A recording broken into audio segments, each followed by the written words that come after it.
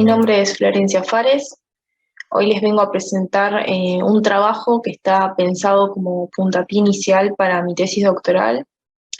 La idea es desarrollar un modelo que vincule los procesos de estabilización, con eso me refiero a los procesos de desinflación, con las cuestiones distributivas, ¿no? En este desarrollo me acompaña Guido Sack, que es mi director.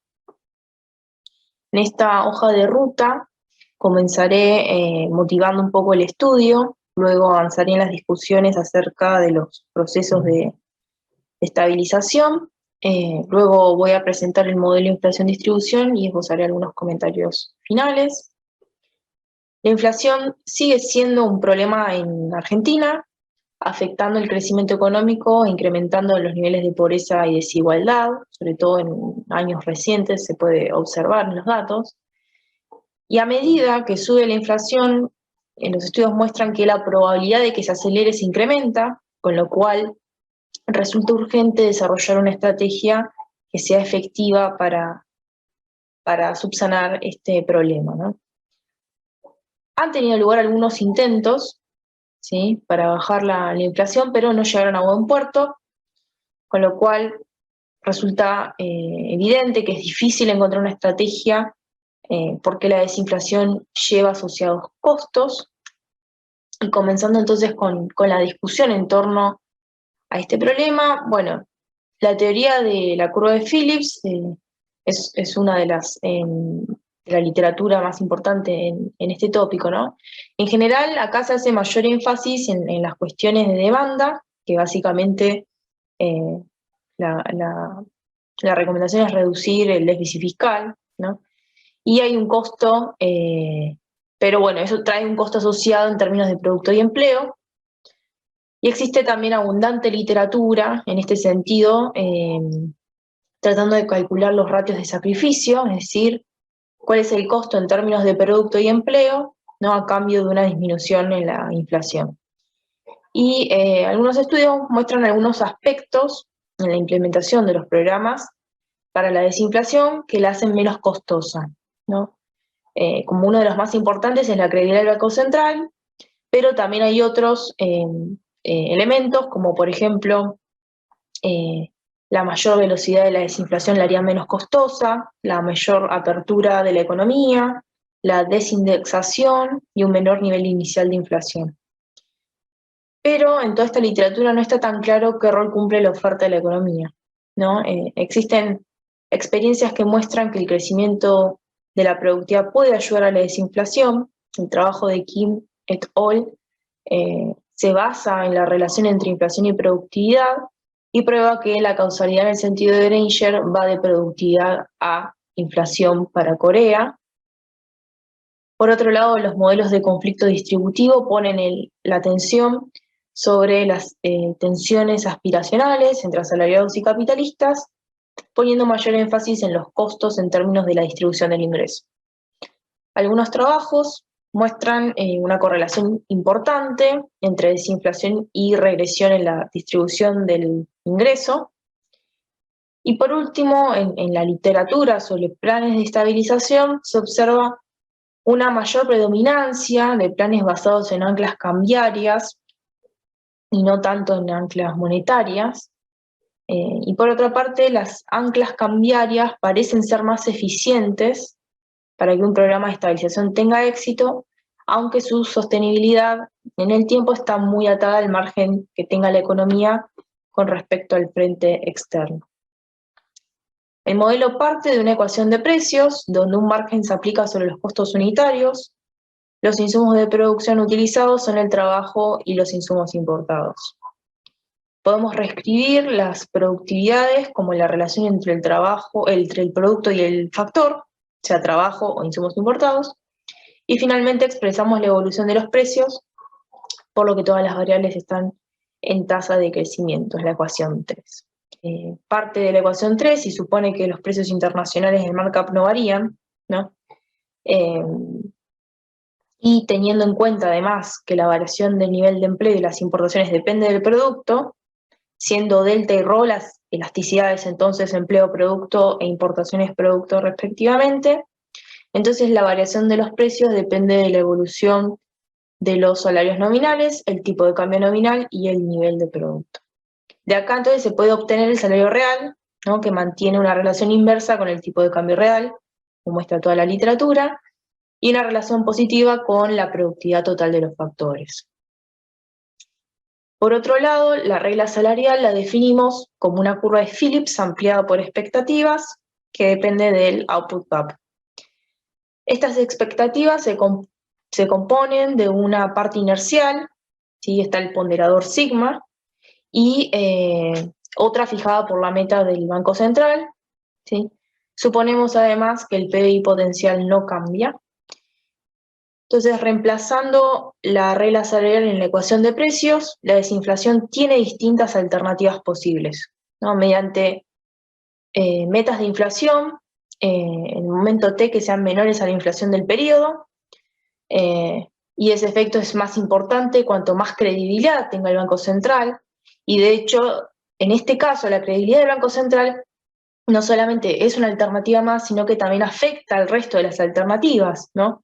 Con mayor credibilidad, es decir, con un menor sigma, todas las alternativas para la desinflación, todos los canales se vuelven más efectivos.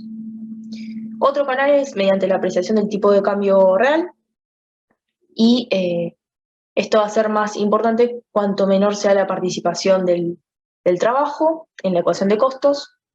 Y finalmente, el efecto que tenga el producto puede ser compensado por la productividad total de los factores, es decir, el efecto final que tiene el producto en la desinflación dependen de las elasticidades empleo-producto, importaciones-producto y de la sensibilidad de los salarios a cambios en el nivel de producto, ¿no?, que eso estaba dado por la curva de Phillips.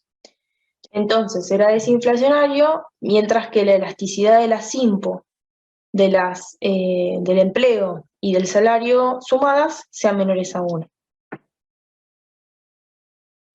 Entonces ahora vamos a trabajar con algunos casos específicos, ¿no? Para economía cerrada, esto implica la no existencia de insumos importados, sin credibilidad del Banco Central, es decir, sigma es igual a 1, las expectativas miran al pasado absolutamente, hay mucha inercia inflacionaria, eso venía por la curva de Phillips. Las ecuaciones sobre desinflación y salario real se reducen a depender de los cambios del nivel de producto y el salario real de la productividad. En equilibrio, esto implica que el crecimiento económico va a ser equivalente a la variación de la masa salarial, ya sea a través de un aumento del empleo o en los salarios nominales, y también a la variación del excedente bruto de explotación. Pero bueno, dado que el markup es fijo, ¿sí?, se corrobora que la distribución funcional del ingreso se mantiene constante siempre, es decir, tanto durante el proceso de desinflación como en el equilibrio. Cuando incluimos credibilidad parcial del Banco Central, es decir, un menor grado de inercia, la meta del Banco Central puede servir como una alternativa adicional a la desinflación, sumado al efecto que sigue teniendo el producto, y que sigue estando limitado en el equilibrio por la elasticidad del empleo-producto y la sensibilidad del salario a nivel de actividad. La distribución del ingreso tampoco varía mientras no se modifique el markup. Siempre estamos suponiendo markup fijo. En caso de que el markup cambie, bueno, entonces ahí sí habría cambio en la distribución del ingreso. Entonces, nuevamente se mantiene constante, tanto en el proceso desinflacionario como en el equilibrio, ¿no? Sin embargo, la gran diferencia acá es que la menor indexación potencia el efecto desinflacionario, tanto del producto como de las metas, ¿no? Entonces, la credibilidad del Banco Central afecta positivamente, porque es una nueva alternativa, pero también afecta positivamente, hace más efectivas el resto de las alternativas para desinflar. Ahora, lo interesante sucede para una economía abierta, y comenzamos entonces donde los salarios presentan una indexación completa, ¿sí? La desinflación puede ser por vía de la apreciación cambiaria, en este caso, porque como estamos en economía abierta, podemos utilizar insumos importados y ahí entra el tipo de cambio a jugar un rol. ¿no? Y este efecto será mayor cuanto menor sea la participación de los salarios en la estructura de costos, y el efecto del producto depende nuevamente de la estructura de costos y de las elasticidades empleo e importaciones. El salario real ahora va a presentar una relación inversa con el tipo de cambio real, lo cual es bastante intuitivo y se observa en la literatura.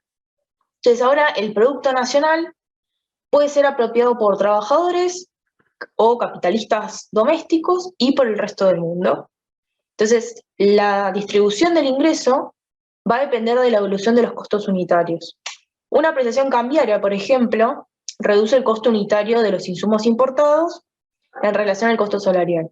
Y por lo tanto, mejora la distribución del ingreso a nivel doméstico, ya que la participación de los capitalistas, dado que tenemos un markup fijo sobre los costos, siempre se ubican en el medio entre lo que sucede con la evolución de la masa salarial y lo que se lleva al resto del mundo por el lado de los insumos importados. Con respecto a la productividad, bueno, si la inflación baja por aumentos de la productividad total de los factores, mayor utilización de los recursos, ¿no? En esta economía con crecimiento y dado una dotación de factores, eso puede entenderse como crecimiento de la productividad, ¿sí? Entonces, la distribución va a depender de si este aumento de productividad total se dio por el lado de la productividad laboral, de los insumos importados o ambos. Si se da el caso más probable, sí, que es que el aumento de la productividad de la economía se dé por el incremento de la productividad laboral, ¿no? Por ejemplo, esto se logra obteniendo una elasticidad de empleo-producto menor a la unidad. Y si esto convive con caída de la productividad de los insumos importados, que esto sería una elasticidad de las importaciones mayor a la unidad, entonces la participación de los trabajadores cae, la del resto del mundo sube y la de los empresarios se ubica en el medio.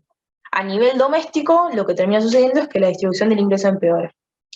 Entonces, en equilibrio, a largo plazo, los precios relativos no cambian, y para que el sistema no sea explosivo, se supone que, si bien la elasticidad de las importaciones puede ser distinta a uno, mayor a uno en particular en el corto plazo, a largo plazo esto no puede suceder, ¿no?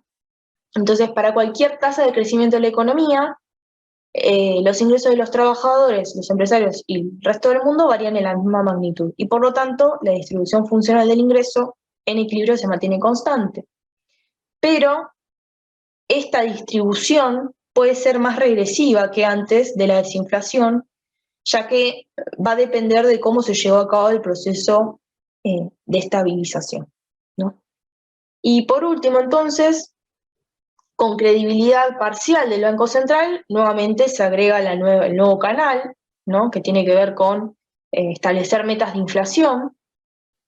Se mantienen en general las conclusiones anteriores, ¿no? Acerca de la relación inversa entre salario y tipo de cambio real, y los resultados en cuanto a la distribución del ingreso, que va a estar atado a la evolución de las productividades laborales y de los insumos importados. Pero acá nuevamente la credibilidad del Banco Central no solamente nos dota de una nueva alternativa para desinflar, una herramienta más, sino que mejora la eficacia del resto de las alternativas. Entonces, el caso argentino, ¿no? Pareciera que se ajusta mejor al tercer caso, ¿no? Al cuadrante en donde teníamos economía abierta con una alta indexación, o es decir, con baja credibilidad del Banco Central, ¿no? En este caso, al crecer el producto, tenemos pérdida de productividad por el lado de los insumos importados, por la alta elasticidad de las IMPO, generalmente mayor a 2, por lo que esto tiene que sobrecompensarse por el crecimiento de la productividad del salario, ¿no?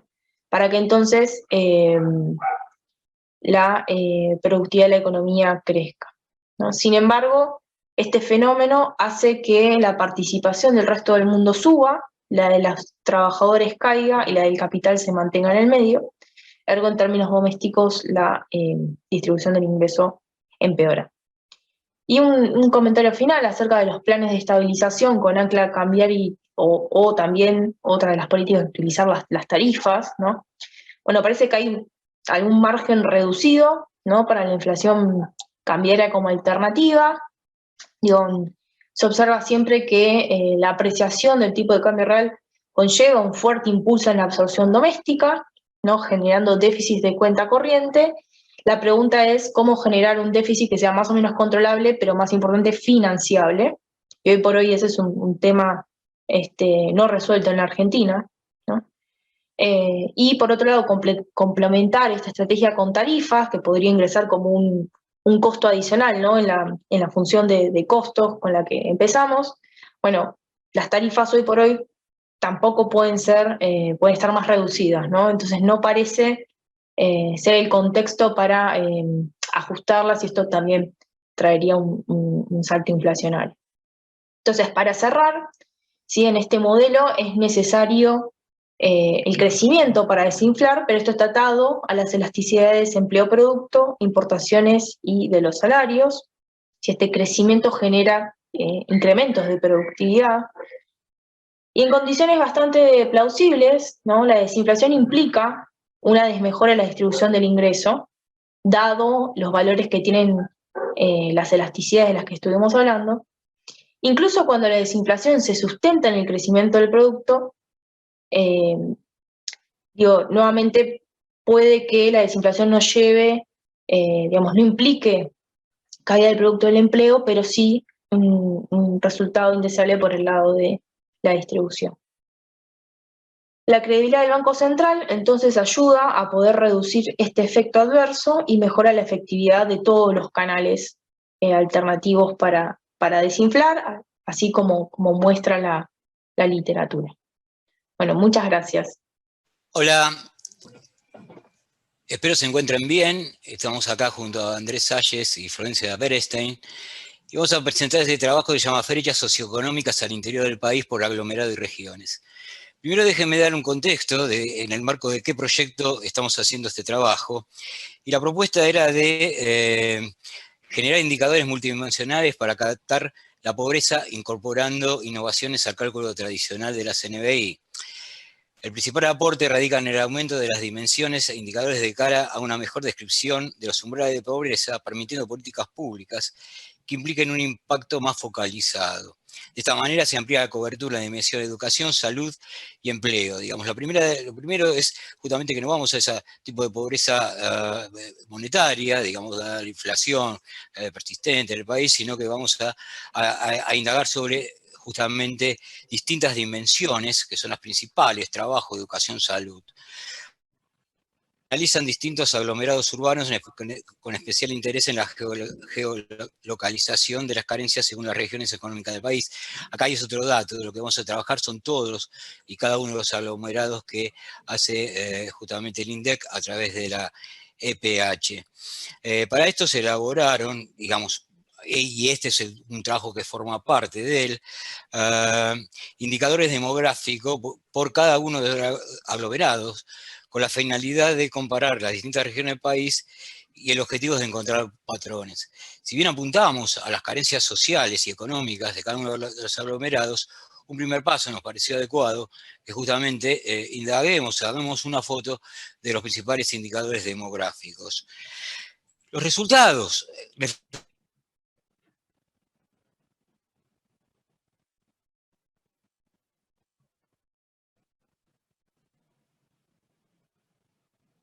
porque a veces la salud está asociada directamente a través de las obras sociales o seguros médicos, etcétera, al trabajador.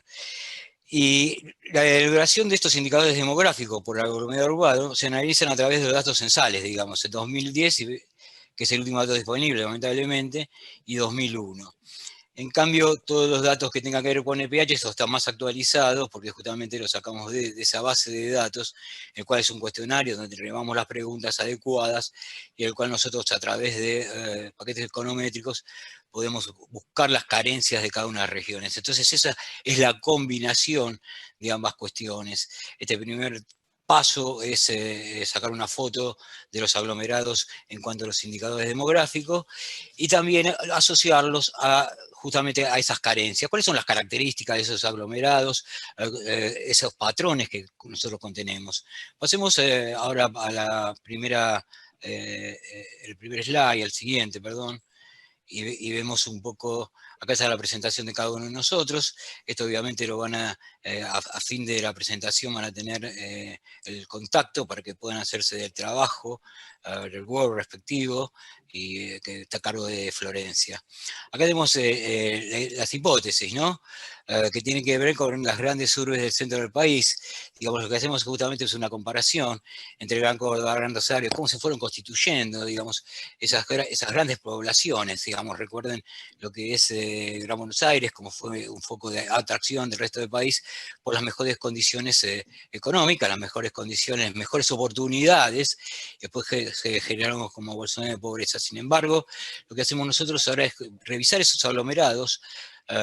Obviamente el INDEC lo tiene ya agregados en Gran Córdoba, Gran Rosario, Gran Santa Fe, Gran Tucumán, digamos, lo más común. Después van a haber una selección de ellos, y compararlo con el resto de los aglomerados que no se constituyen en sí mismos como grandes contingentes de personas, grandes proporciones de personas, sino que está más aislado, como es el caso de Posadas. Entonces lo que decimos en la hipótesis, es algo que ya está bastante reconocido en la literatura argentina, es que justamente, digamos, que las grandes urbes siguen conteniendo mejores oportunidades, y con eso vamos a comprobar al fin del trabajo, es que en las grandes urbes tienen mejores condiciones sociales y económicas que aquellas que no se nuclean de alguna manera a poblaciones cercanas y no se van agregando de alguna manera, constituyendo las grandes urbes. Un poco del contrario de esta cuestión de heterogeneidad de la distribución de la población a lo largo de Argentina, ¿no? Digamos, los grandes conglomerados, después los vamos a ver a conclusiones. Pasemos al siguiente, por favor. Acá los objetivos, bueno, los objetivos principales es la estructura por edades, ¿no? Ahí es lo que tiene que ver justamente las franjas etarias. Lo que estudiamos es, si quieren verlo de esta manera, es procesos o no de envejecimiento, procesos o no de rejuvenecimiento, digamos, en qué lugar están cada una de estos aglomerados. Obviamente ahí vamos a empezar a buscar patrones, en el sentido de que las grandes ciudades, los grandes aglomerados están más envejecidos, y las urbes que no están unidas entre sí o que no tienen puntos cercanos, entonces esas no tienen esas cuestiones. De lo mismo que los objetivos secundarios, justamente es brindar esas características, brindar ese tipo de cuantificaciones, ese tipo de información, para que justamente tengamos que sea más amplio para fines de política pública. Pasemos a la siguiente. Estos son los indicadores que ya lo he mencionado. Ahora vamos a ver los cuadros respectivos para que vean cómo instrumentamos este trabajo. Los cuadros siempre son muy interesantes en el sentido de que justamente describen lo que nosotros fuimos llevando a cabo, cómo fue la recopilación del sistema de información en este sentido, digamos, peldaño a peldaño. Ahora pasemos a la siguiente, que es casi la presentación. Ahí tenemos dividida nuestra presentación en conceptos, fuentes y métodos, los principales indicadores y las brechas que corremos un poquito para arriba.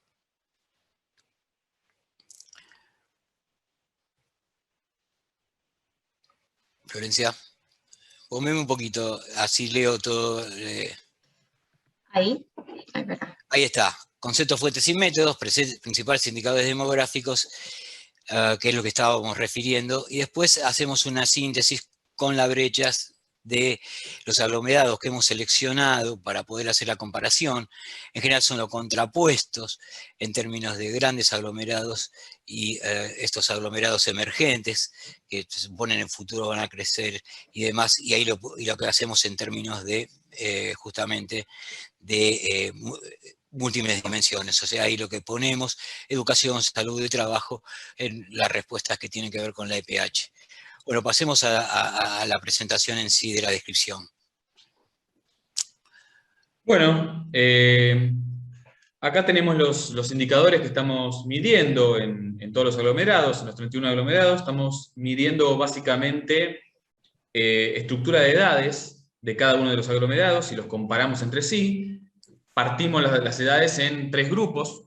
Desde 0 a 14 años serían los niños, desde más de 65 serían los adultos mayores, esa sería de alguna manera población que no está en edad de trabajar, y lo contrastamos con la población en edad de trabajar, que estaría entre 15 y 65 años.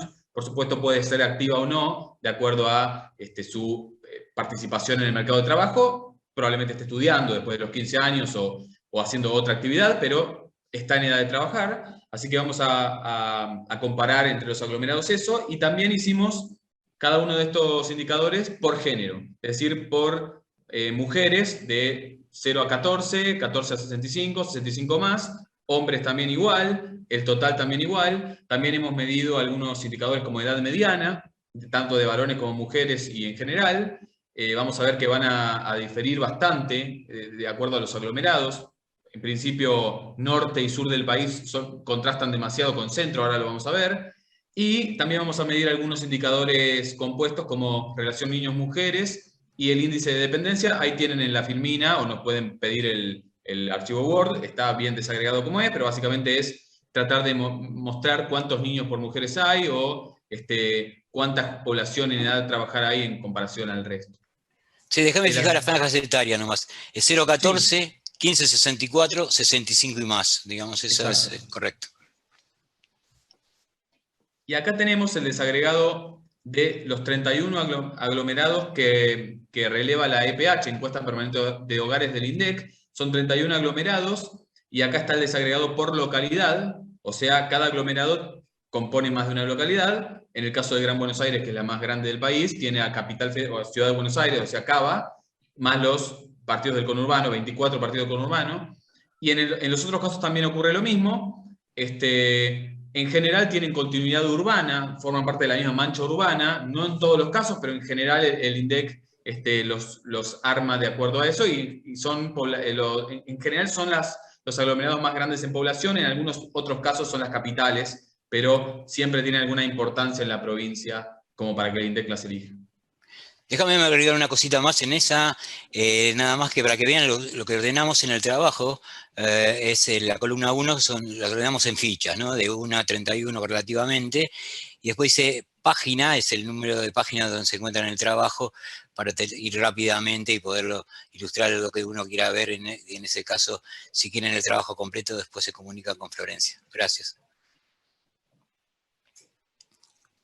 Bueno, acá está la regionalización del INDEC. Nosotros respetamos esto. Por un lado, noroeste argentino, que se abrevia como NOA. NEA sería noreste argentino. Bueno, después tenemos Cuyo, Pampeana, Patagonia, y subdividimos entre Cava y partidos de GBA, o sea que nos quedan 7 regiones que muestran algún patrón común en la mayoría de los casos. Bueno, ahora vamos a empezar a analizar cada uno de los aglomerados, los principales indicadores demográficos, y analizar ciertas fichas técnicas. Lo que decidimos es dividir a Cava con GBA. ¿Por qué? Porque entendemos que porque la composición de la estructura poblacional es distinta. En 2010, Cava representaba un 7,2% de la población del país. Quiere decir que eran 2 millones de habitantes. Tengamos en cuenta que estos datos fueron relevados en el último censo, del 2010. En el periodo del 2001 al 2010, de acuerdo a los datos del censo, el aumento de la población fue del 4%, quiere decir que en términos anuales fue el 0,4%. Lo que podemos observar es que la pirámide poblacional está achatada en los extremos. ¿Por qué? Porque las edades de 0 a 14 y de 65 a más tienen niveles similares. Como se puede observar en la ficha técnica, están alrededor de un 16-17%, y muestra una forma como ovalada. Esto también podemos ver cómo no se compensa, los jóvenes que van naciendo no compensan el envejecimiento. Por eso tenemos un proceso de envejecimiento. Sí, bueno, para agregar a la información que daba Florencia, lo que vemos es un contraste. En general esto se ve en todos los aglomerados y en especial en todo el mundo, que la edad mediana de las mujeres es más alta que la de los varones. Tenemos 41 años en las mujeres, 37 en los varones. Eso es tema de físico, es decir, de condiciones naturales, de que la mujer suele vivir más. Y después lo que sí tenemos, y está bueno agregarlo, es la descomposición de, por ejemplo, la población mayor por comunas. El promedio de población de 65 años o más en la ciudad es alrededor del 16%, pero la comuna 1, que es Recoleta, en general una de las de más nivel socioeconómico más alto, tiene 20% de su población mayor a 65 años. En cambio, la comuna 8, por ejemplo, el otro extremo, tiene solo un 10% de población mayor de 65 años. Es decir que los valores de esta última, de la comuna 8, están más o menos en niveles país, pero el nivel de Recoleta y el promedio en general de Cava está muy por encima de la población envejecida con respecto al resto. Lo que quedó es que Cava tiene 2,9 millones de habitantes, casi 3. Sí. Bueno, en esta siguiente diapositiva analizamos los 24 partidos de GBA, que lo pueden encontrar arriba detallado qué municipios se incluyen para el aglomerado. Lo que encontramos es que la provincia de Buenos Aires representa un 38,1% de la población. Hablando en términos del 2010, quiere decir que son casi 10 millones de habitantes, una proporción muy importante a nivel nacional.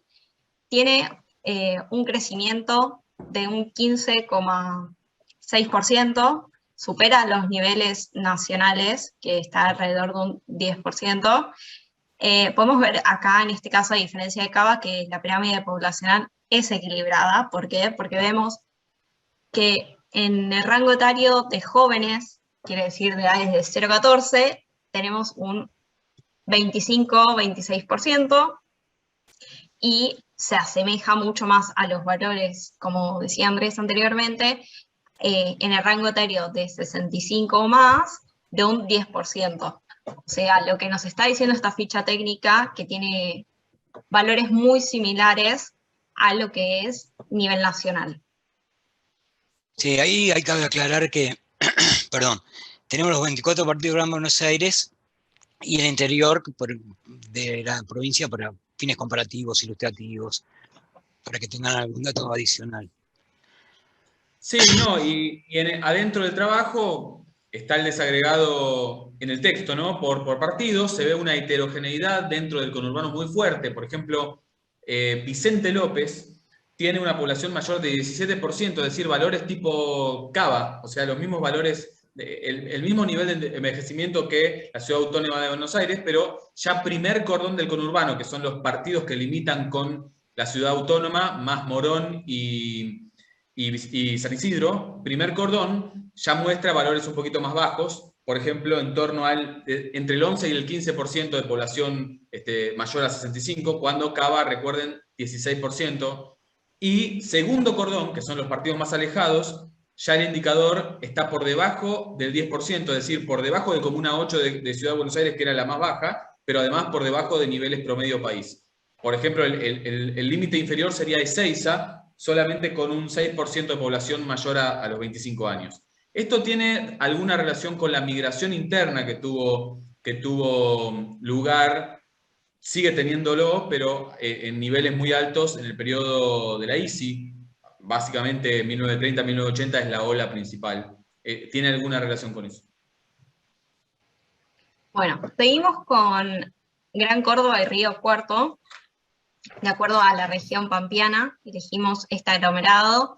Pueden ver que en el 2010 representó un 8,2% de la población. Tiene una cantidad de habitantes similar a lo que es Cava.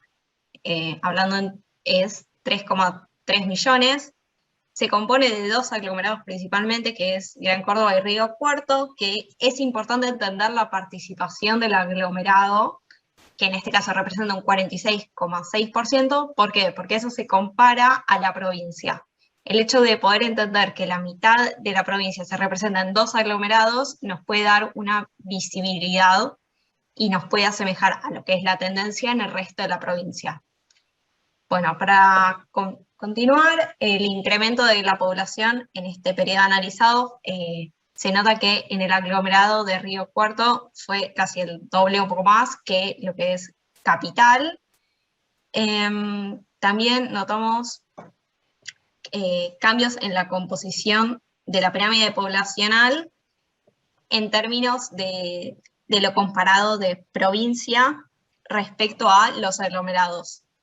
En las primeras 2 columnas de los años se puede ver lo que es provincia, después tenemos en las segundas 2 columnas 2001 y 2010 lo que es Río Cuarto, y las terceras representan Gran Córdoba. No, bueno, son bastante similares en cuanto a pirámide los dos aglomerados, pero Río Cuarto es un aglomerado que no ha recibido en la ICI gran contingente migratorio, tiene alguna estructura de edades similar a los aglomerados de nivel intermedio de la Pampa Húmeda, los otros que no están relevados por la EPH, por ejemplo, Pergamino, Junín. Bueno, seguimos con Gran Rosario, otro aglomerado más. Pueden encontrar en esta ficha técnica que es mucho más extensa. Gran Rosario, la provincia de Santa Fe, representa un 8% de la población total del país, similar acá también, y a Gran Córdoba, 3,2 millones de habitantes. Tenemos 2 aglomerados a analizar, que es respectivamente Santa Fe capital y Rosario como ciudad, que representa un 35% de la población de la provincia.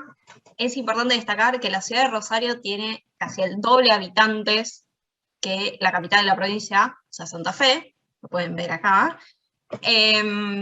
Y podemos ver una variación en las pirámides de población entre los aglomerados que estamos analizando.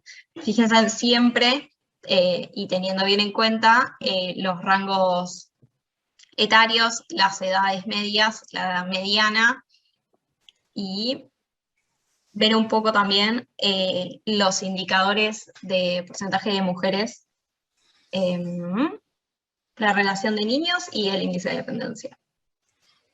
Bueno, sí, Rosario, Gran Rosario, lo que se puede decir que llama mucho la atención es la proporción de habitantes que está en la localidad de Rosario es muy grande, 75% aproximadamente, contrasta mucho con la proporción que tiene Cava en el Gran Buenos Aires total, que está en torno al 22%.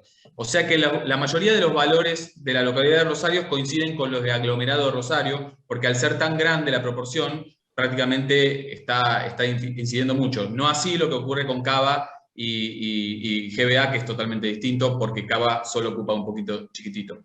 Y lo que se puede agregar es, el tema es que, bueno, Santa Fe tiene una población muchísimo más joven que Rosario, y bueno, Rosario está jugando mucho el tema de las migraciones internas, lo mismo que dijimos en el anterior caso de Córdoba, principalmente el segundo periodo ICI alrededor de los 60, empieza en el caso de Córdoba de recién, por ejemplo, la industria automotriz muy fuerte a atraer población del resto del país para trabajar en las terminales. En Rosario se da algo parecido en esa época. Continuamos con Neuquén, Patagonia. Encontramos cómo baja la cantidad de población de esta región. Podemos encontrar que el aglomerado está compuesto por la ciudad de Neuquén y la ciudad de Plotier, que representan, sí, este aglomerado específico, un 65% de la población. Podemos ver que se siguen los resultados en tendencia con lo que menciona la provincia. Si lo ven en el rango etario de 0 a 14 años, 15 de 64 y 65 o más, los valores están similares. ¿Y qué más? Y podemos ver que los niveles, que comparado a nivel nacional, están muy por debajo. Por ejemplo, en el caso de mayores de 65 años, cuando tenemos aproximadamente un 10% en este rango etario, y acá encontramos casi la mitad al menos. Sí, lo que decía Florencia, o sea, muestran estos aglomerados de Patagonia, Neuquén es el aglomerado más grande de la Patagonia, muestran una población muy joven, sin embargo no tienen un ingreso por habitante bajo. O sea que no es necesariamente tan lineal la relación entre población joven y pobreza. En estos casos del sur, los niveles de ingreso per cápita no son tan bajos y, sin embargo, se ve una población muy joven. Lo que se puede agregar es que en la EPH el INDEC está relevando Neuquén-Plotier, pero en el censo 2001 incluían a Cipolletti, que queda ahí pegadito, separado por un río, que queda en la vecina ciudad de Río Negro. Y otra cosita que se podría agregar es el tema de las migraciones internas que yo vengo señalando, y también una migración limítrofe de chilenos muy fuerte. El 6% de la población del aglomerado nació en Chile, en especial llegaron en las migraciones masivas de los 70 y 80, muy, muy grandes en Patagonia. Así que bueno, este es el indicador, es el aglomerado más grande de Patagonia. En esta selección que estamos haciendo es el único que vamos a incluir de Patagonia. Ok, ahora seguimos con la ficha técnica de San Luis, y el otro aglomerado que es el Chorillo, perdón. El Chorrillo. Que pertenece a la región de Cuyo. ¿Qué podemos decir? Tuvo un crecimiento muy importante a nivel poblacional, de un 21%, muy elevado respecto a nivel nacional. ¿Qué más podemos decir? En el conjunto de la población, el crecimiento poblacional explicado en la variación demográfica porcentual fue del 17,5 entre los censos, lo cual es una tasa mayor a lo que experimentó el resto de la región de Cuyo. También fuimos seleccionando distintos aglomerados que nos llamaron la atención. Se puede ver al igual, no, que la tasa de crecimiento, de nacimiento de jóvenes de 0 a 14 corresponden aproximadamente a los niveles nacionales, están entre un 25% a lo que fue 2010. ¿Y qué más podemos agregar? Sí, esta tasa sería de niños y adolescentes, llamarle 0 a 14 niños y adolescentes. No, yo quería agregar el tema de que está teniendo, como bien dijo Florencia, una tasa de crecimiento intercensal que duplica a la nacional, que está en torno al 10%, la nacional esta es de 21,3%. La explicación de esto es la promoción industrial, la ley de promoción industrial, en el mismo momento en donde se producía un muy fuerte, en este periodo 2001-2010, piensen que estaba produciendo un fuerte crecimiento de la industria que se destina al mercado interno. Entonces, eso atrajo población de otras provincias, no necesariamente del norte, acuden a la provincia, al aglomerado, muchos habitantes de provincias limítrofes, inclusive de AMBA, es decir, de GBA, muchos trabajadores van a trabajar a la zona de San Luis. En este caso también hay actividad industrial en Villa Mercedes, que es otro aglomerado cercano. Continuando, seguimos con Salta, perteneciente a la región del NOA. Dentro de esta tabla podemos encontrar muchos aglomerados que se analizan, tanto Capital, Cerrillo y La Caldera. Podemos ver que el rango etario de 0 a 14 también está muy por encima de lo que es a nivel nacional. Si vemos un 27, 29, 39, 33%, lo que tiene que ver respecto a mayores de 65 años, encontramos niveles similares a los que encontramos en la región de Patagonia, alrededor de un 7%, 6%, y una amplia población de rango etario de 15 a 64 años, ¿no? que predomina. No, en Salta se puede agregar el tema de no hay migración interna. O sea, la migración interna la estamos viendo con Censo 2001, que es el último censo que preguntó sobre eso. Pero el tema de migración internacional sí hay alguna, principalmente de país limítrofe, en este caso es Bolivia. 2,7% de la población nació en Bolivia. Y bueno, en principio no atrae migración interna, más bien hasta expulsa población este aglomerado. Seguimos con Formosa y la última región del país, que es el NEA. Podemos encontrar que el índice de dependencia por su parte disminuye casi 15 puntos, o sea, es significativo, entre los años 2001 y 2010, de un 76,3% a un 62,6%. Esto significa que la participación de niños menores de 15 años ha bajado de forma significativa en el total de la población, pasando de un 38% en 2001 a un 31% en 2010.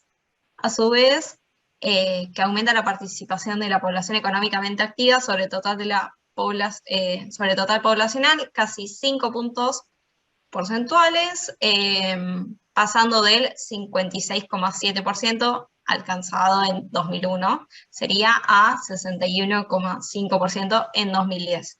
¿Qué muestra todo esto también? Un proceso de envejecimiento de la población. Bueno, no, y yo podría agregar el tema de, también se ve una migración de país limítrofe, en este caso es Paraguay. El 3,7% de la población del aglomerado ha nacido en Paraguay. También atrae población de país vecino.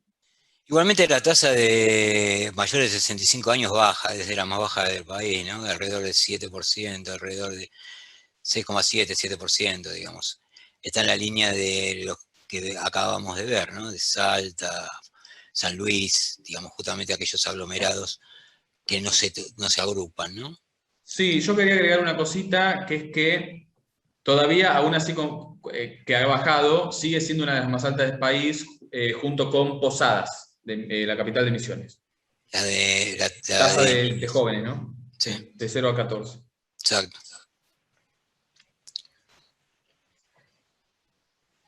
Bueno, seguimos con la tercera parte de esta presentación y vamos a hablar un poco sobre las brechas en múltiples dimensiones. Bueno, acá lo que vemos es la comparación entre algunos aglomerados de la zona centro, principalmente varios de los que nosotros ya hicimos referencias, y otros de la zona en especial norte, aunque hay algunos de otras zonas, como por ejemplo San Luis, que es de Cuyo. Y lo que vemos es que efectivamente, en una misma filmina, en una misma slide, vemos que no hay, en general, oscilan los 24%, 23% de población 0 a 14 años, los aglomerados del centro. Sin embargo, los del NEA y NOA, fíjense cómo están en torno al 28, 29%. Es decir, entre Cuyo 24... También. Sí, ¿me decías, Ricardo? Cuyo también. Cuyo también, claro, Cuyo San Luis. también. Ahí se ve fuertemente una discrepancia. O sea, por eso estamos ya empezando Mendoza. a establecer patrones, claro. Exacto. Y acá tenemos las conclusiones ya con algunos indicadores que no vimos en el censo, sino en la EPH, en la encuesta permanente de hogares.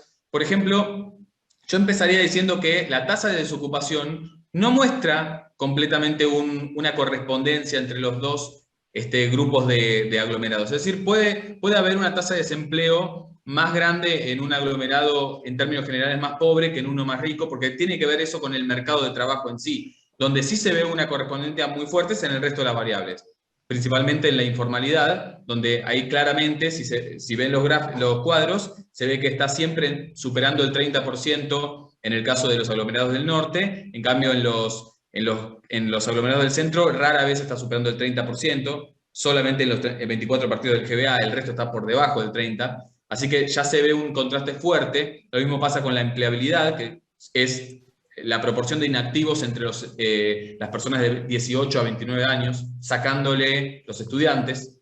Bueno, ahí se ve claramente que es muy distinto lo que ocurre en Cava, por ejemplo, donde solo el 10% de la población está en esa situación, de la población de esa edad. En cambio, fíjense lo que da en Corrientes, 32%, por ejemplo, o en San Luis, 35%.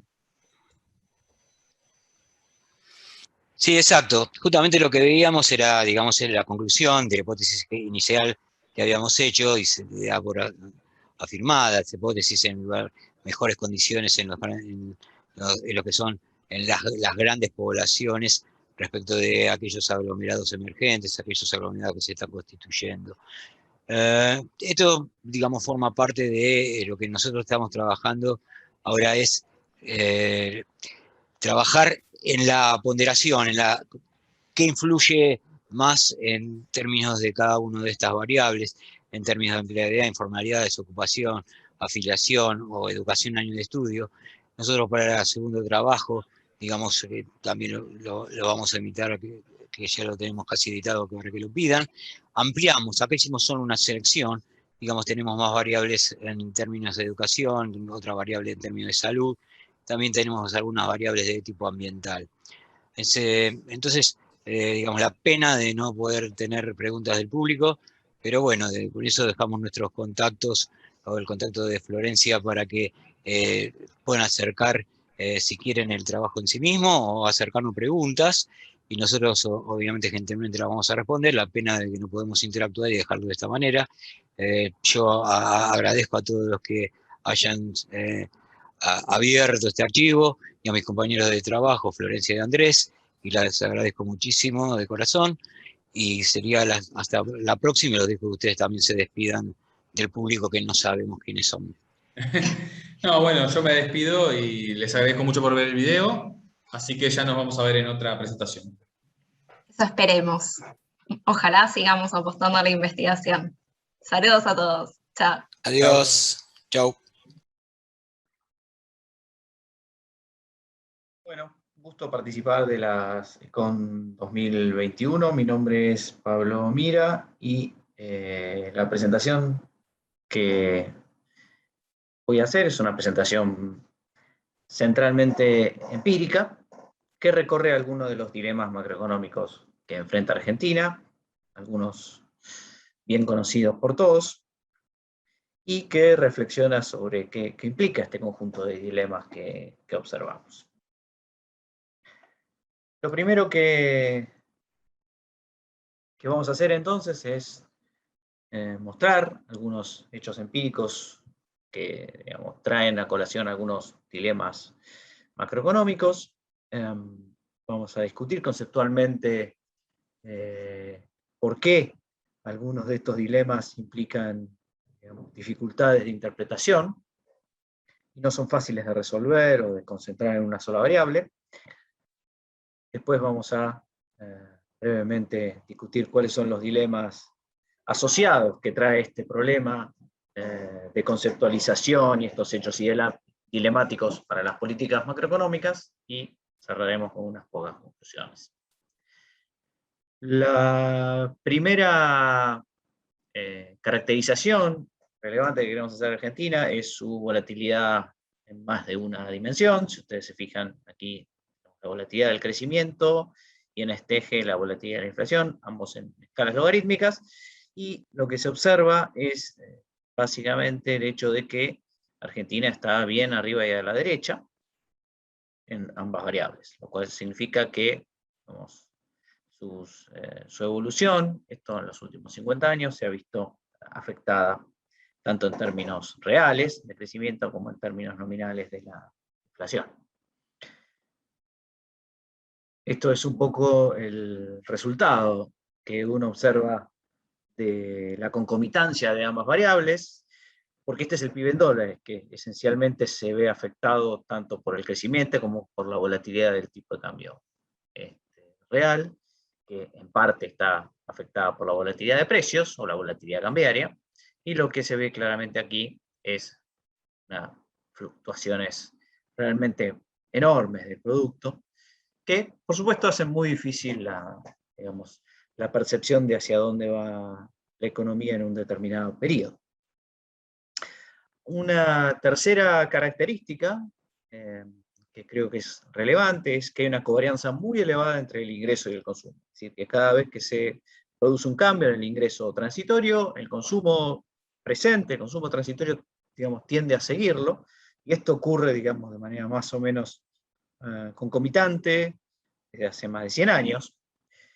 Para confirmar esto desde el punto de vista de los números, aquí tienen dos cuadros que resumen el elevado desvío estándar que tienen en términos de la media, el ingreso y el consumo. Fíjense que en el último periodo incluso el desvío en relación a la media del consumo privado es aún mayor que el del ingreso. Lo mismo ocurre cuando uno considera desvío intercuartílico en vez del desvío estándar. Por todas las medidas queda claro que esta covarianza es muy significativa. La tercera consideración, fíjense, la línea más gruesa es la de Argentina, muestra la evolución de la tasa de ahorro. Uno puede decir que esta tasa de ahorro, en proporción del PIB es grande o pequeña, pero lo más importante, si ustedes se fijan bien, es que es muy volátil, y que pega saltos muy importantes en periodos muy cortos. Además, otro de los hechos dilemáticos que enfrenta Argentina es el problema de la variabilidad cambiaria y su relación con el ciclo. En general estamos acostumbrados a ver que, digamos, periodos de recesión, sobre todo en los últimos años, están asociados claramente con un grado mayor de volatilidad cambiaria, que está representado por la línea roja.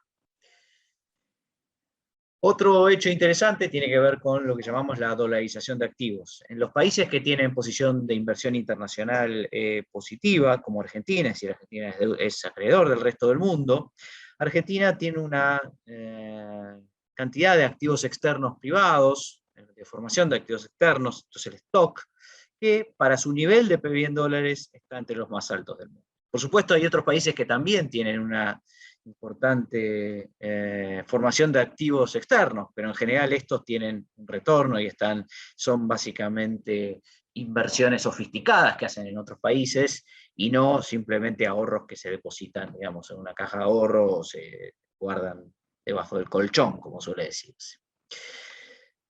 El otro aspecto que es interesante tiene que ver con la apertura económica. Uno podría suponer que, digamos, digamos, parte de los problemas de Argentina tengan que ver, digamos, con su grado de apertura financiera o con su grado de apertura comercial. Este gráfico resume ambos porcentajes de apertura financiera y lo que observa es que Argentina está relativamente bajo en ambos, tanto en apertura comercial como en apertura financiera en relación al resto del mundo. Pero esta característica conviene contraponerla con otra muy interesante, y es que, fíjense que la apertura comercial ha venido creciendo en el tiempo, en cambio la apertura financiera ha mostrado una volatilidad, de nuevo ese término, la variabilidad de la apertura financiera y de los cierres financieros es muy marcada, con lo cual, digamos, el problema no es si uno está abierto o no, sino en general más bien la variabilidad de esa apertura. Y efectivamente, cuando se compara con otros países, Argentina tiene una variabilidad financiera para países que tienen su mismo grado de apertura financiera que es muy significativa, o sea, con la única excepción de Egipto, Rumania y Chile, Argentina está muy por encima en términos de variabilidad de la mayoría de los países. Digamos, cuando uno trata de resumir todos estos datos en una explicación común, tiene algunos problemas. Digamos. El primero de los problemas es que tiene que compatibilizar el hecho de que la Argentina tiene una amplia volatilidad, tanto nominal como real, con la idea de que la gente no se precave contra esta inestabilidad con un mayor ahorro. Cuando uno observa la tasa de ahorro, en realidad la tasa de ahorro, como vemos, de alguna manera no sirve como un amortiguador de las fluctuaciones futuras en un entorno volátil, sino que, digamos, de alguna manera los agentes económicos no reaccionan ahorrando más por las dudas ante la mayor volatilidad. Sí dolarizándose, pero lo que no vemos es que esa dolarización se transforme en un mayor ahorro. De hecho, ese es el segundo problema que observamos de incompatibilidad de alguna manera entre lo que vemos, y es que ante la alta dolarización uno debería esperar que la gente consumiera menos y ahorrara más, básicamente para mantener más dólares, ya que el activo es tan preciado, y sin embargo esto no es tan evidente y tan claro. Hemos visto justamente que el ahorro no solo es bajo, sino que además es muy volátil. La tercera cuestión interesante es que en la Argentina existe el ahorro especulativo, pero que este ahorro sucede en moneda ajena, ¿no? Y este es un problema que esencialmente nos distancia digamos, del problema tradicional de interpretación keynesiana, según el cual las recesiones típicamente producen un aumento, digamos, del ahorro especulativo, con el objeto de demandar más dinero, porque en esas aproximaciones la demanda de dinero es en moneda propia, y eso permite de alguna manera a la política local, a la política macroeconómica actuar. Pero en el caso argentino, el problema es que ese ahorro especulativo, al ser en moneda extranjera, no permite actuar a la política económica de manera adecuada para contrarrestar estas crisis. Con lo cual, de alguna manera, el dilema que enfrentamos es que esta crisis no se puede, no depende de un diagnóstico, sino que es prácticamente imposible de atacar en lo inmediato, en el corto plazo.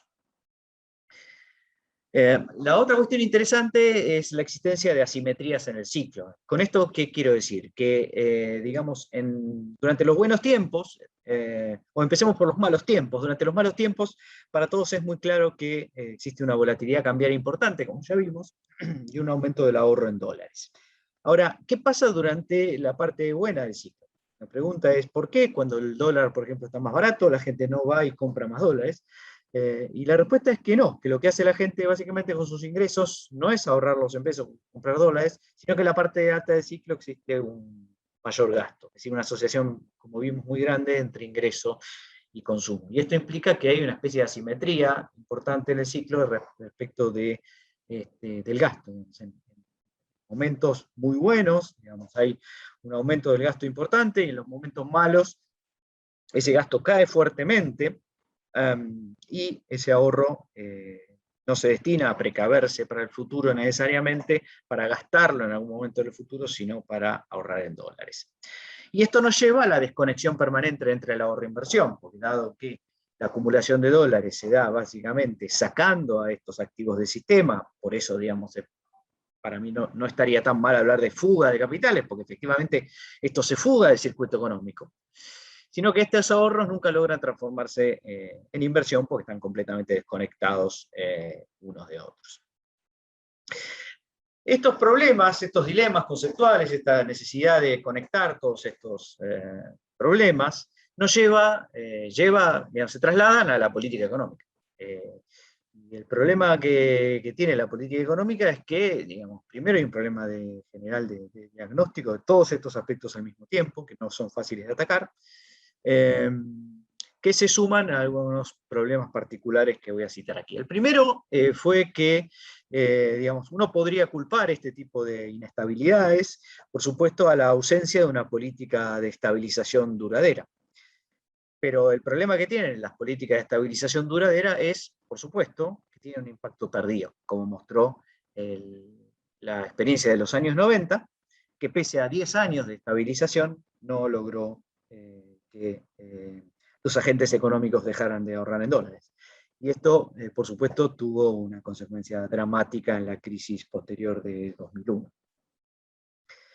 Además, estas circunstancias que recién marqué implican un margen muy, muy escaso de maniobra para la política fiscal, para la política monetaria y también para las reformas estructurales, porque, digamos, ante la imposibilidad de resolver los problemas de corto plazo, la ansiedad y el tiempo y la paciencia que requieren las reformas estructurales no están disponibles. Y entonces esto hace que, de alguna manera, nadie finalmente encare estas reformas. Y por supuesto, el otro problema es un problema de expectativas. Tiene que ver con el hecho de que la mayoría de los individuos, de la credibilidad que hay del sector privado, del sector financiero, si ustedes quieren, de las políticas económicas, entiende estos dilemas y por lo tanto, digamos, no presta demasiado favor a la formación positiva de las expectativas para ayudar a la política económica. En estas circunstancias, además, cada shock tiene un impacto violentísimo y genera un estrés enorme en la economía, como ha probado los shocks cambiarios en el sector externo y en especial el shock del COVID-19. Es más, estos shocks se prevé que tengan efectos permanentes, en el sentido de que la memoria queda y hay algún tipo de efecto que llamamos histéresis, en el cual uno sostiene, digamos, las consecuencias negativas de un shock por mucho tiempo. Y un dilema de política más tiene que ver con la volatilidad institucional. Digamos, dado que hemos cambiado tanto, como hemos visto respecto, por ejemplo, de las políticas de apertura financiera, no tanto las políticas comerciales, esto implica que, digamos, nunca queda claro cuál es el marco institucional correcto. El problema, más que qué tipo de marco institucional, es que este marco institucional que es elegido no solo que puede no ser el mejor, sino que es muy volátil. Con lo cual, ni siquiera hay una discusión clara de qué pasa con un marco institucional sostenido, porque este marco institucional está cambiando todo el tiempo. Concluimos entonces unas pocas observaciones. Lo primero es que las teorías explicativas, digamos, por supuesto están a la orden del día. Todo el mundo opina y cree que tiene la solución en una o dos variables, pero por lo que vimos, digamos, la conexión entre esas variables no es fácil de explicar y de establecer una lógica consistente entre todas ellas que nos permita salir de los dilemas.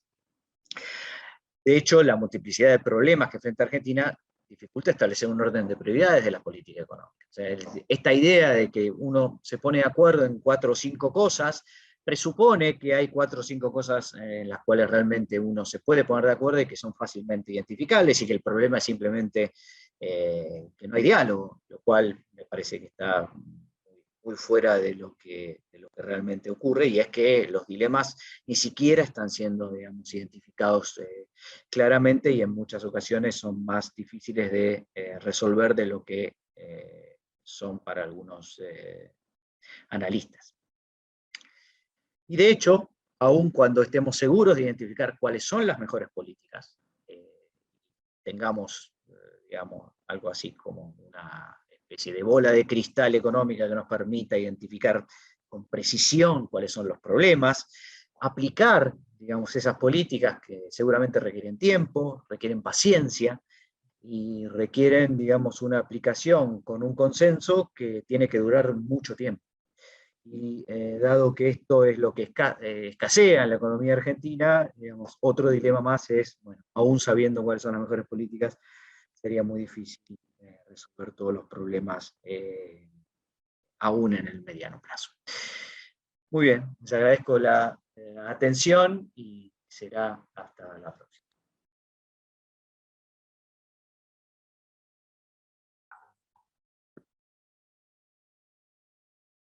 Bueno, digamos, el trabajo que voy a presentar digamos, se vincula con analizar, digamos, el impacto de las devaluaciones nominales en la inversión en el producto y la balanza comercial para 3 países de América Latina, para Argentina, Chile y Colombia. ¿Sí? Primero de todo, lo que podemos ver es, voy a hacer una rápida revisión de la literatura. Tenemos la literatura tradicional, vinculada, por ejemplo, con el estructuralismo, ¿sí? Que plantea los efectos regresivos de las devaluaciones en el producto. Si lo podemos vincular con autores como Díaz Alejandro, como Aldo Ferrer o Krugman y Taylor, ¿sí? El famoso paper de 1978.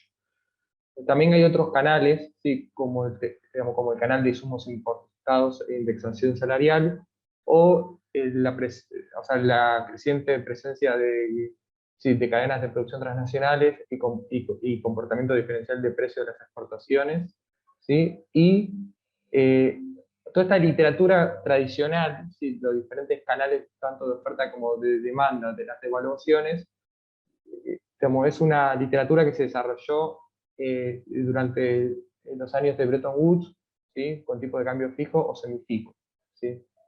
Después, a partir de los 80, sí, con la liberalización de los flujos de capitales, se desarrolló toda una literatura relacionada con el canal de los efectos de hoja de balance, ¿sí?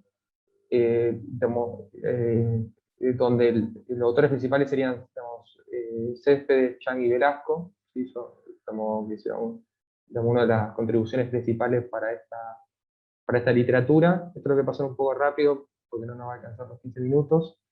Podemos ver, con respecto a la revisión de la literatura empírica, sí, se cuenta con bastantes trabajos para países en desarrollo.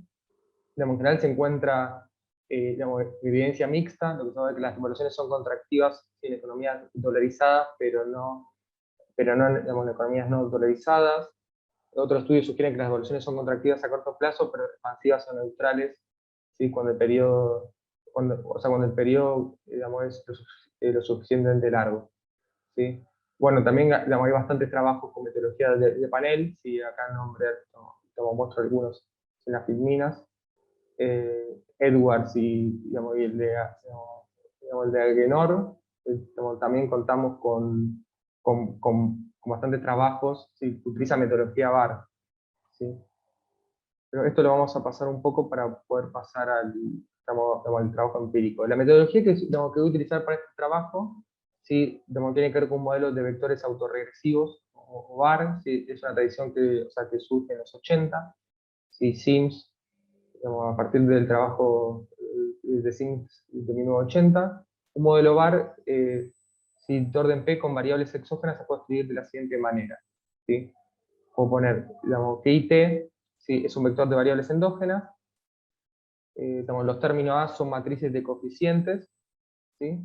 Y B es un vector de coeficientes K por M, y tenemos el término de errores, ¿sí? Lo que muestra un VAR es la relación entre las variables de forma contemporánea, y los rezagos, y con respecto a los rezagos de las variables. Y básicamente es un sistema donde ninguna variable es totalmente exógena, sino hay interrelaciones entre las variables. Bueno, más allá que también contamos con un vector de exógenas propiamente dicho. Me estaba refiriendo a las variables que son endógenas al VAR. Entonces, el trabajo se va a dividir en dos partes. Una primera parte donde se van a estimar VAR anuales, ¿sí? Para Argentina, ¿sí? Son VAR anuales de largo plazo, para Argentina 1950 a 2010, Colombia el mismo periodo, y Chile de 1960 hasta el 2010, porque no tenemos datos antes de 1960. Y también, para chequear la robustez de los resultados alcanzados, se van a estimar VAR trimestrales que cubren los siguientes periodos. Para Argentina, son VAR que cubren periodos más recientes. Para Argentina, va a cubrir el periodo del 93 al 2018, para Colombia del 94 al 2019 y Chile 86 al 2018. Sí, esto tiene que ver, está de acuerdo a la disponibilidad de datos en cada país. Bueno, el vector de variables endógenas, ¿sí? Del VAR está constituido por el tipo de cambio nominal, la inversión, el producto y la balanza comercial, y el ratio balanza comercial PBI. ¿Sí? Ese sería el vector de variables endógenas. El vector de variables exógenas son los términos de intercambio y la tasa de interés internacional, ¿sí? Bueno, la estrategia utilizada es una estrategia de identificación recursiva y descomposición de Cholesky. Por lo tanto, es una estrategia que los resultados van a depender del ordenamiento de las variables de la matriz, y el ordenamiento que vamos a utilizar es tipo de cambio nominal, inversión, producto y balanza comercial. Eso significa que el tipo de cambio nominal no es afectado contemporáneamente por las otras variables, y la inversión es afectada contemporáneamente por el tipo de cambio nominal, el producto por el tipo de cambio nominal y la inversión, y así sucesivamente. Y esa sería la cadena de causalidad, que da el orden recursivo. Se aplicó un test ADF de Hill y Perron para determinar el orden de integración de cada variable, después que se tomaron logaritmos, y todas las series resultaron ser integradas de orden 1, y por lo tanto se procedió a diferenciarlas para hacerlas estacionarias, ¿sí? Porque el VAR necesita que las variables sean estacionarias. Las fuentes utilizadas, ¿sí? Esto, básicamente usamos las fuentes nacionales de cada país, ¿sí? En especial los bancos centrales, ¿sí? Y para las variables exógenas, los términos de intercambio lo tomamos, ¿sí? Principalmente del FMI, ¿sí? Del IPS, del FMI. Y después usamos la tasa de interés a 3 meses de la FRED. Usamos como fuente FRED. Y la elección de rezagos óptimos se hizo según el criterio SIC, incrementando los rezagos y permitía autocorrelación de los residuos. Los rezagos óptimos, ¿sí?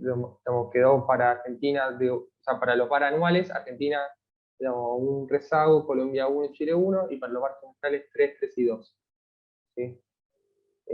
Las series trimestrales fueron desestacionalizadas utilizando metodología X11 para Argentina, mientras que Colombia y Chile se utilizan las series ya desestacionalizadas por el Banco de la República de Colombia y el Banco Central de Chile, respectivamente. Y también se implementaron las pruebas de diagnóstico de estabilidad, autocorrelación de los residuos, heterozodificidad y normalidad. ¿Sí? ¿Cuáles fueron los resultados? Bueno, y con respecto a, digamos, a estos test, sí, digamos, no hubo problema salvo el tema de normalidad, pero no es un problema, digamos, en términos asintóticos, ¿sí?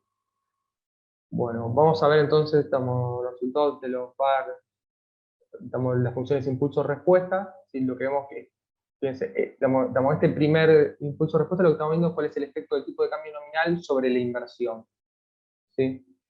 Fíjense que para Argentina lo que vemos es que el impacto del tipo de cambio nominal de inversión tiene un impacto negativo, ¿sí? Los 2 primeros años para después volverse positivo.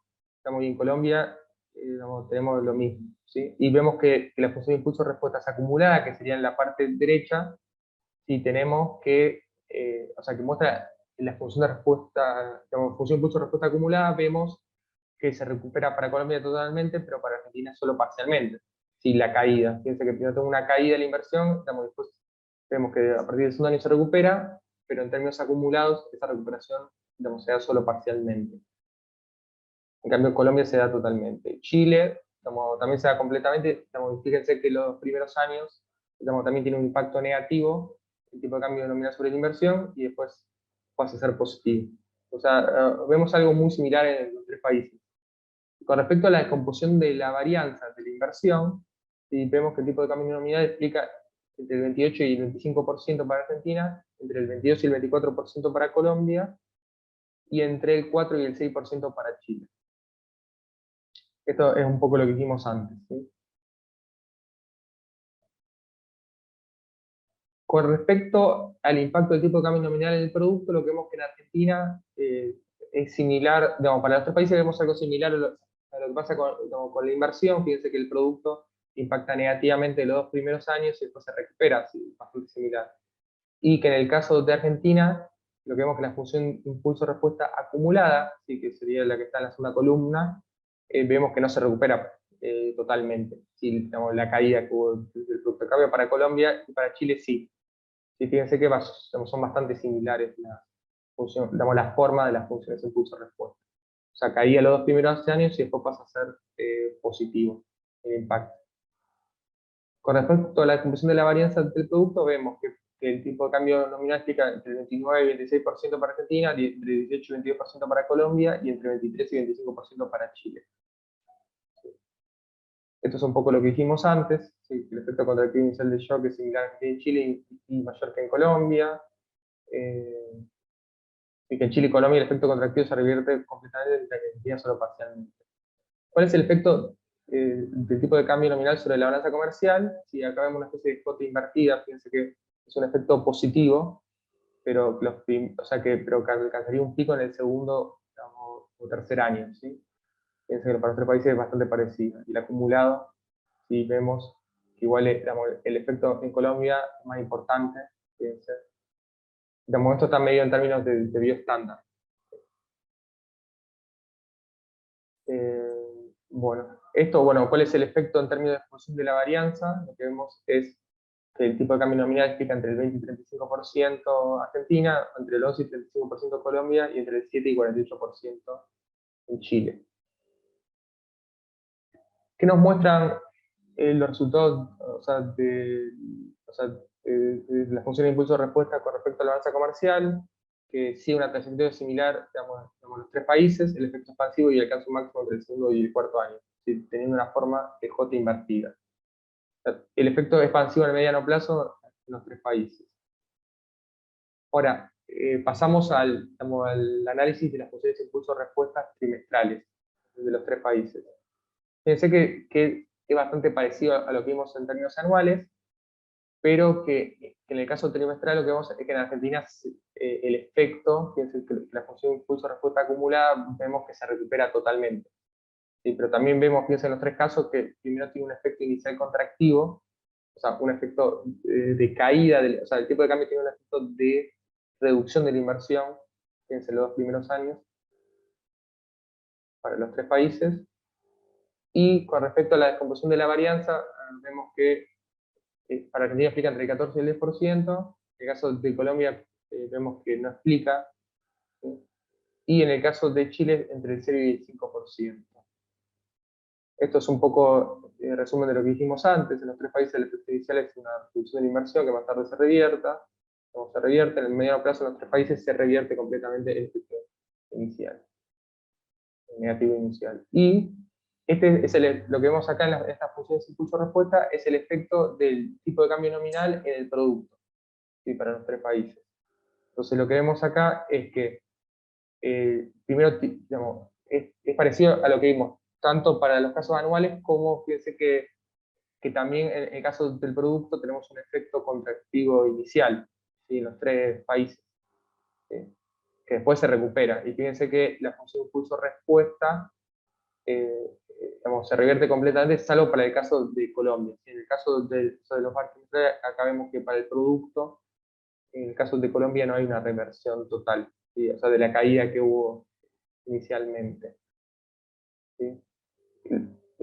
Con respecto a la composición de la varianza, bueno, Argentina explica entre el 10 y, o sea, de la composición de la varianza del producto, en Argentina el tipo de cambio nominal explica entre el 10 y el 8%, en Colombia entre el 1 y el 4%, y en Chile entre el 0 y el 4%. Esto es un poco lo que dijimos antes, ¿sí? El efecto inicial es contractivo hasta aproximadamente, digamos, el quinto trimestre, en Colombia el efecto es mayor magnitud. En la respuesta acumulada, en Argentina y Chile el efecto negativo se revierte plenamente, mientras que en Colombia solo parcialmente. Digamos, si vamos al análisis de las funciones impulso-respuesta, o sea, del impacto del tipo de cambio sobre la balanza comercial, fíjense que es parecido a lo que vimos en el caso anual. Primero, también vemos de J invertida, aunque no tan claro como en el otro caso, o sea, como en el caso de los barres anuales. Fíjense que tenemos también, digamos, un efecto positivo que llega a un pico, en este caso entre el cuarto y el quinto trimestre, de acuerdo al país. Y podemos ver cuál es el efecto, ¿sí? Para cada uno de los países.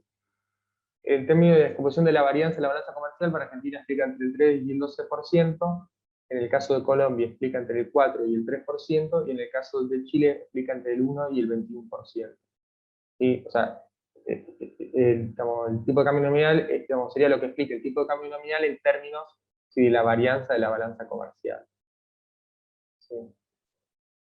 Entonces, resumiendo los resultados, el efecto es positivo alcanzando un máximo en el quinto trimestre en los 3 países, en Argentina y Chile el efecto es mayor que en Colombia. La respuesta acumulada en los 3 países el efecto de expansión en mediano plazo, aunque en Colombia no es significativo estadísticamente.